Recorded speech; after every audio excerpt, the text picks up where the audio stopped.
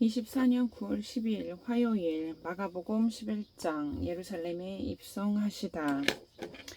그들이 예루살렘 가까이에 곧 올리브산에 있는 벳바게와 베다니 가까이에 이르렀을 때에 예수께서 제자 둘을 보내시며 그들에게 말씀하셨다. 너희는 맞은편 마을로 가거라. 거기에 들어가서 보면 아직 아무도 탄 적이 없는 새끼 나귀 한 마리가 매어 있을 것이다. 그것을 풀어서 끌고 오너라. 어느 누가 왜 이러는 거요? 하고 물으면 주님께서 쓰시려고 하십니다. 쓰시고 나면 지체 없이 이리로 돌려보내실 것입니다. 하고 말하여라.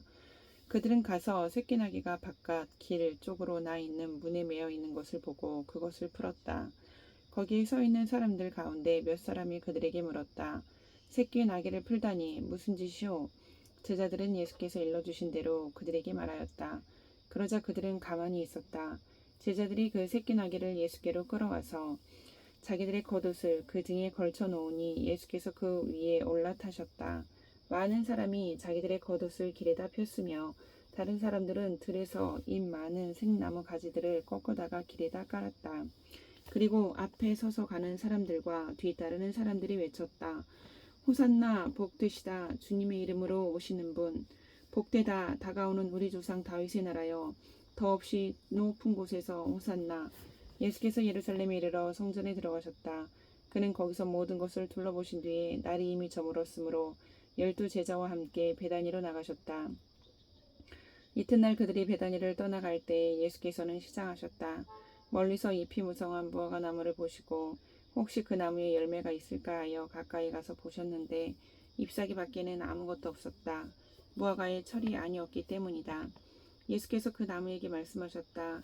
이제부터 영원히 내게서 열매를 따먹을 사람이 없을 것이다. 제자들이 예수께서 말씀하시는 것을 들었다. 그리고 그들은 예루살렘에 들어갔다.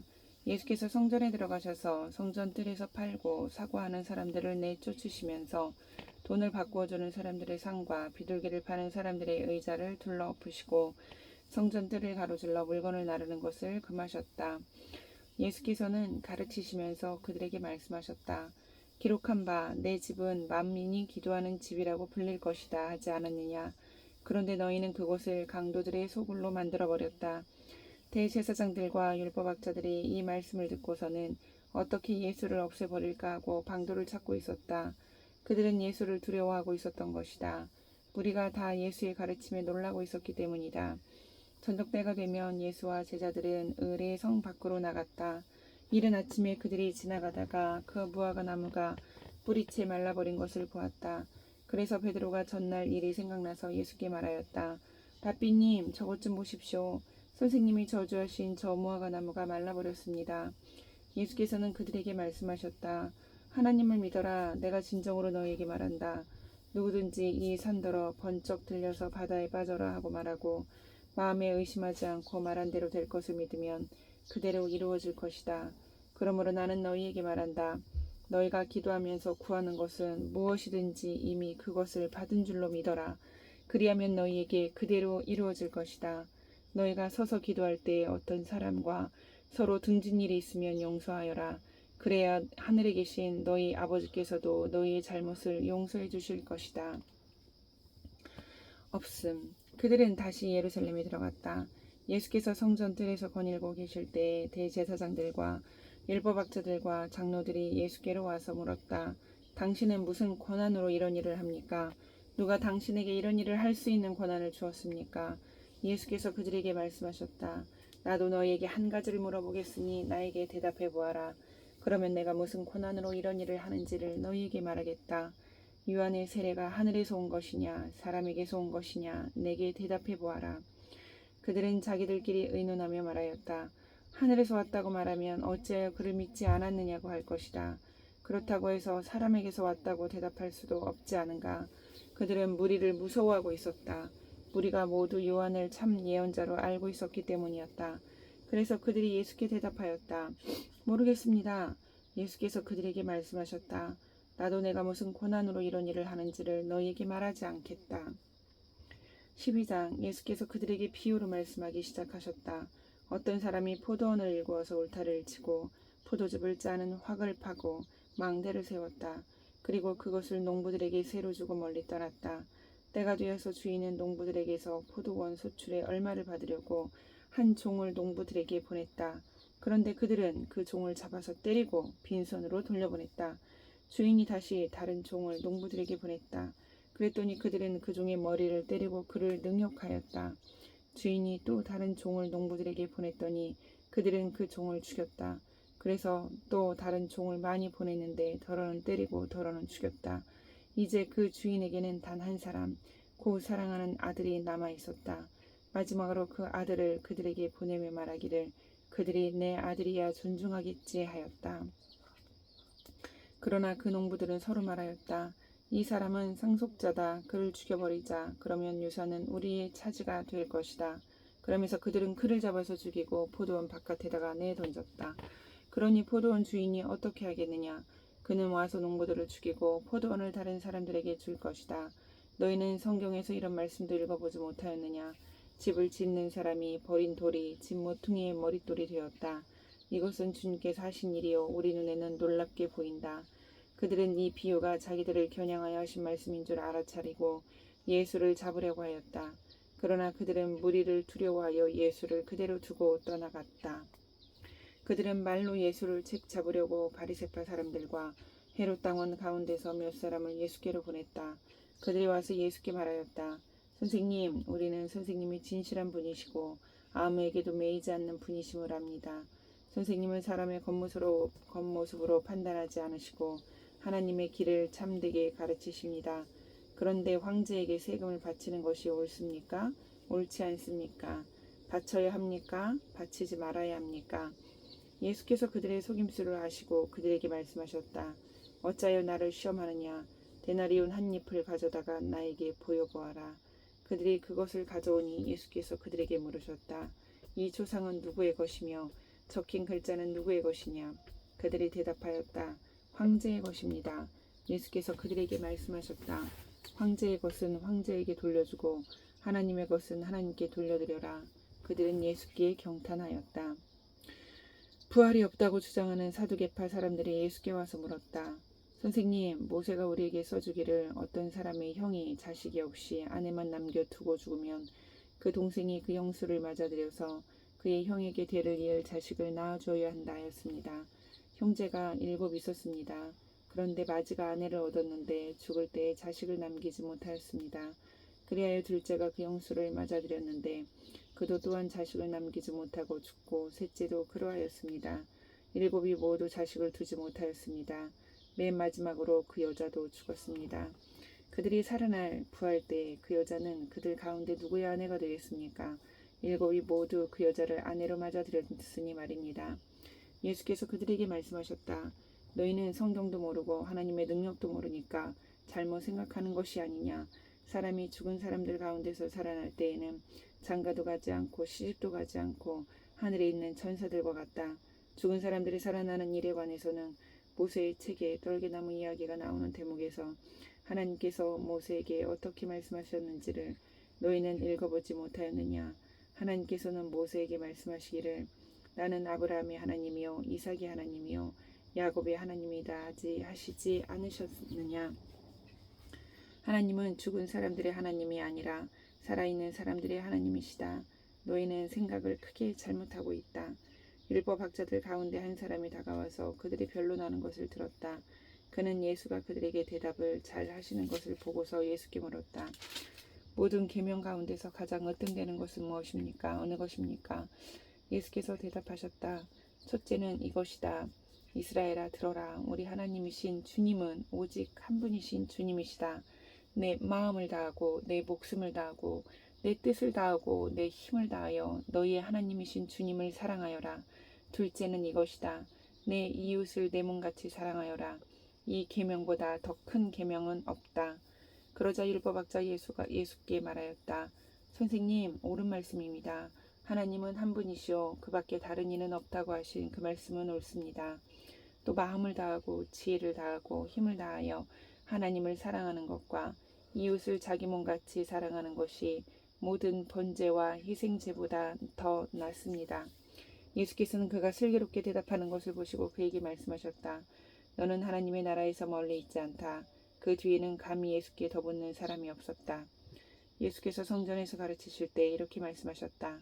어찌하여 율법학자들은 그리스도가 다윗의 자손이라고 하느냐. 다윗이 성령의 감동을 받아서 친히 이렇게 말하였다. 주님께서 내 주께 말씀하셨다. 내가 내 원수를 내 발 아래에 굴복시킬 때까지 너는 내 오른쪽에 앉아 있어라. 다윗 스스로가 그를 주라고 불렀는데 어떻게 그가 다윗의 자손이 되겠느냐. 많은 무리가 예수의 말씀을 기쁘게 들었다. 예수께서 가르치시면서 이렇게 말씀하셨다. 율법학자들을 조심하여라.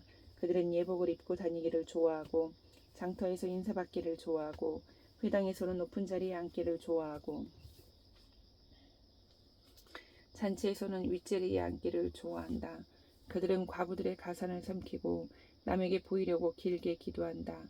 이런 사람들이야말로 더 엄한 심판을 받을 것이다. 예수께서 헌금함 맞은쪽에 앉아서 무리가 어떻게 헌금함에 돈을 넣는가를 보고 계셨다. 많이 넣는 부자가 여럿 있었다.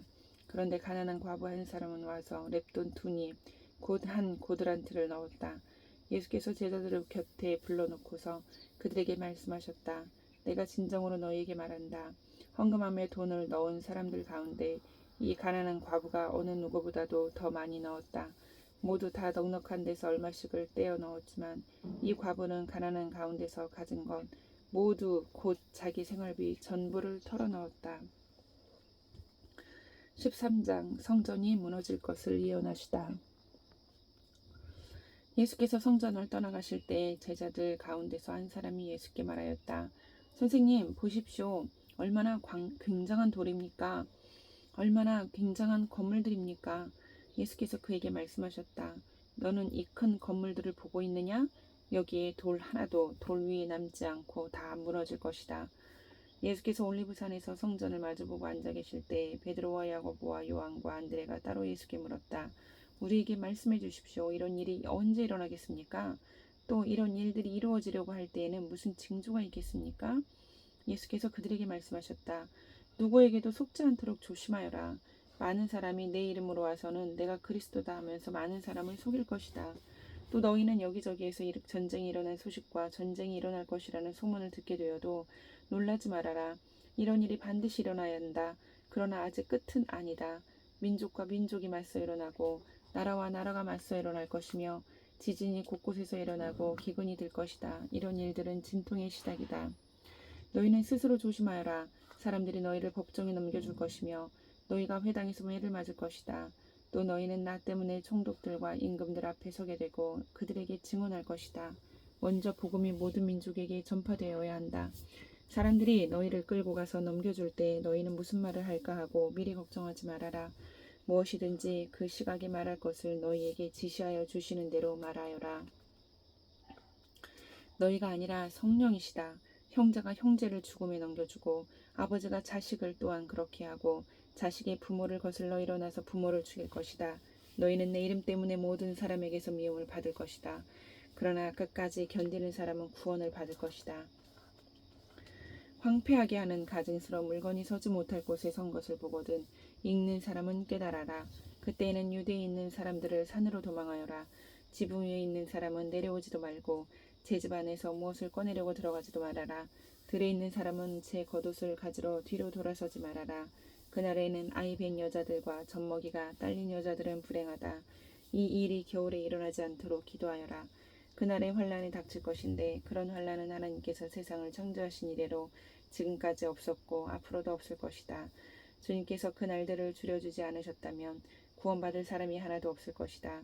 그러나 주님께서는 주님이 뽑으신 선택받은 사람들을 위하여 그 날들을 줄여주셨다. 그때 누가 너희에게 보아라, 그리스도가 여기에 있다, 보아라, 그리스도가 저기에 있다 하여도 믿지 말아라. 거짓 그리스도들과 거짓 예언자들이 일어나 표징들과 기적들을 행하여 보여서 할 수만 있으면 선택받은 사람들을 홀리려 할 것이다. 그러므로 너희는 조심하여라. 내가 이 모든 일을 너희에게 미리 말하여 둔다. 그러나 그 환란이 지난 뒤에 그날에는 해가 어두워지고 달이 빛을 내지 않고 별들이 하늘에서 떨어지고 하늘의 세력들이 흔들릴 것이다. 그때 사람들이 인자가 큰 권능과 영광에 쌓여 구름을 타고 오는 것을 볼 것이다.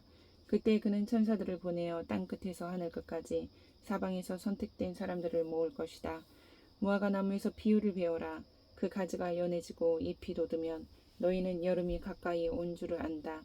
이와 같이 너희도 이런 일들이 일어나는 것을 보거든 인자가 문 앞에 가까이 온 줄을 알아라. 내가 진정으로 너희에게 말한다. 이 세대가 끝나기 전에 이 모든 일이 다 일어날 것이다. 하늘과 땅은 없어질지라도 나의 말은 절대로 없어지지 않을 것이다. 그러나 그날과 그때는 아무도 모른다. 하늘의 천사들도 모르고 아들도 모르고 오직 아버지만 아신다. 조심하고 깨어 있어라. 그때가 언제인지를 너희가 모르기 때문이다. 사정은 여행하는 어떤 사람의 경우와 같은데 그가 집을 떠날 때 자기 종들에게 권한을 주어서 각 사람에게 할 일을 맡기고 문지기에게는 깨어 있으라고 명령한다. 그러므로 깨어 있어라. 집주인이 언제 올는지 저녁일지 한밤중일지 닭이 올 무렵일지 이른 아침일지 너희가 알지 못하기 때문이다. 주인이 갑자기 와서 너희가 잠자고 있는 것을 보게 되는 일이 없도록 하여라. 내가 너희에게 하는 말은 모든 사람에게 하는 말이다. 깨어 있어라. 아멘.